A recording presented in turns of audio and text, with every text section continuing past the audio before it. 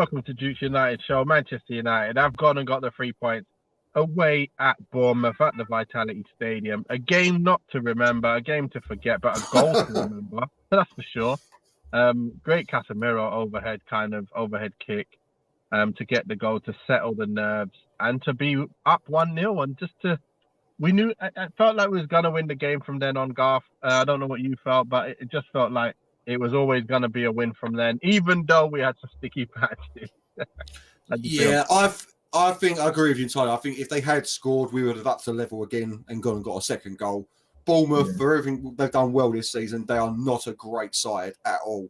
I think if we wanted to score another one, if they'd equalised, we would have done. So I agree entirely. Once Casemiro scored, we were on our way to victory. It's just a shame that Aston Villa couldn't hold out to give us that Champions League football. But 1 point from two games now, you've got to believe we're going to do it. So great win, great 3 points, great goal. Absolutely shambolically boring football match though. Like I sit here in this group, it's like a war of attrition between me and my bed that game, mate. That was because I was ready for a nap. Like wow. Yeah, it was poor. It was poor. Like I said, even when teams play well against Bournemouth away, it just doesn't feel like a game worth watching. I don't know if it's a camera angle or what, the stadium just looking disgusting, but football just doesn't look so good playing there. And it was just a game where I fell asleep first half. I actually fell asleep in the first half. You did, yeah. I was close, mate. Bloody hell. I don't want to watch this no more. And let's get into it anyway, because we haven't got too long. There ain't much to talk about really, apart from the game opens up. My take on it, the game opens up in the first half. We got control of the game early on. Get that early goal from Casemiro, great goal. And then we just kind of like coast through the game like we just wanted the game to end. Obviously, I fell asleep halfway through half-time.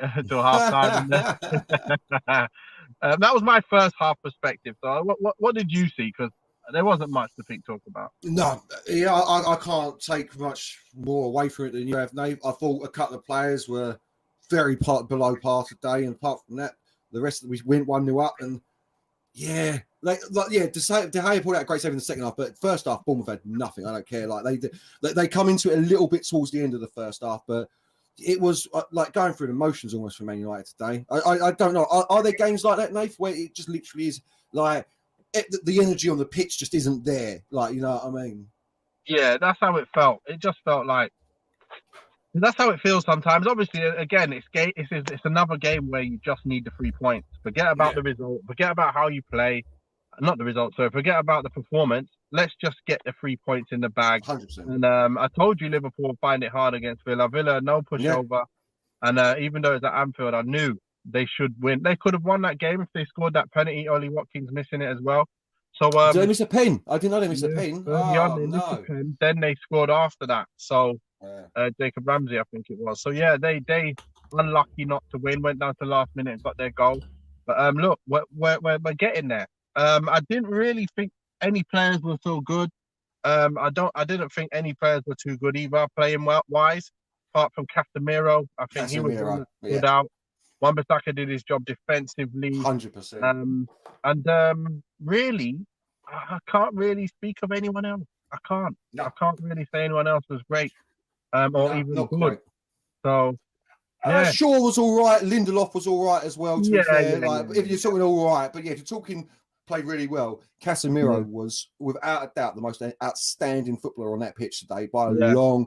It's performances like that we need to remember when he has a bad one, and you're like, oh, maybe he isn't the best defensive midfielder in the world. No, he's the best defensive midfielder in the world. He is exceptional. It's breaking up play and just getting that pass out quickly, man. So a quick mention, we're not going to talk about good play, but a quick mention about Jadon Sancho, mate. I don't know how you saw his performance today, but I thought it was horrifically bad. I know the stats apparently, Statman Dave's put stats up saying it's his best game for Man United, but I thought he was bad. Nah, if that's his best game, I don't know what's going on. But in terms of really bad, I'm not going to say it was really bad, but no, I thought he was, man. I did. I'm going to say it wasn't any good. It wasn't too good at all. It was another average performance for me. He didn't really do much, apart from one time he linked up quite well down the right, and he played in Wan-Bissaka, who played in Bruno, who got that shot off. I did think that was good. But apart from that, I didn't see anything else. I was just thinking, come on. And I was actually mentioning to my son, I said, Dan James has been better than Sancho. like for the time Dan James was here, he's been better than Sancho, and It's that's mad. not good because he's whatever mill he was, and Dan James came from not Swansea in the Championship, Yeah. and he's actually been better than what Sancho's done. So that Yeah. says a lot that you can't be better than Dan. So look at Garnacho. Did more yeah, inside like 5 minutes of coming on. Did yeah, far more than in my mind anyway than Sancho did in the entire game. As I he already did. said, apparently there's stats out there that prove that Sancho had a great game, but I did not see it today, mate. I did. No, I I'm totally sorry. agree with you. I don't think he had a great game. He still needs to pick up his game. He still needs to go on and do the job. Yeah. Casemiro, the fighter Brazilian, bringing the team into the Champions League. We rely on you. Yep. And the thing is, we need to get players in ASAP because if we get to the Championship, that is Champions League, we got to be able to handle the Champions League as well. It's not just about getting there and getting knocked out in round one in the group stages. Forget that. We really need to pick it up, and we really need to fix whatever's going on after this. We need that to happen. So yeah. No, yeah, I couldn't agree more, mate. We need reinforcements badly, specifically for Casemiro, a striker, a centre back, and a goalkeeper. If we're going to keep playing this, which is weird to say, considering David De Gea today won the Golden Glove. Like with that clean sheet, he's outright won the Golden Glove. So very strange to be saying we need a new goalkeeper, but I'm the way killed. I can't hear. My sound is killing. Is there? I can't believe it. I'm getting phone calls on my phone, and I'm. Oh my gosh! I can't hear a thing anymore. The sound's gone. It's turned into It's turned to the obviously inside phone and no longer the loudspeaker. What a joke this is! Great. Killed me. Anyway. Nate can't hear me, so he can't hear. But we'll be bringing it close soon anyway. You can hear nothing, Nate. Yeah, absolutely nothing. No, nothing. So for me, man of the match, Casemiro, without a shadow of a doubt. I mean, far and away the best player on the pitch by a long way. I felt Lindelof did really well today. I thought Luke Shaw did very well. I thought Aaron Wan-Bissaka, again, proving more and more that he deserves to be a long-term prospect for this Man United team. So, yeah, I can't see us slipping up now. I don't know what people in the chat are thinking, but I can't see how we slip up needing 1 point with games at home to Chelsea and Fulham. We've got to get that 1 point, take ourselves to Europe next season. And Nathan's right. We need reinvestment badly need reinvestment in this, like I said, defender, centre midfield, and a striker straight through the spine of the team, possibly even like I said, a goalkeeper. I think a goalkeeper is very, very necessary. Oh my god, what phone are you using, Nate? You want like a Nokia 5110 or something, fella? But yeah, exactly right, John. Exactly right, mate. Great win. We've got to keep going. We just got to take it into the next game now. Hopefully beat Chelsea or get a point against Chelsea so that we can rest a few players for that FA Cup final. Is he back? No, he still can't hear. He still can't hear. Right. Sound is finished, mate. Oh my goodness me! I can't believe this. I can't believe it. Well, yeah. It's the end of it was the end of the show anyway. We were only going for 10 minutes. If you can hear me, he's completely gone.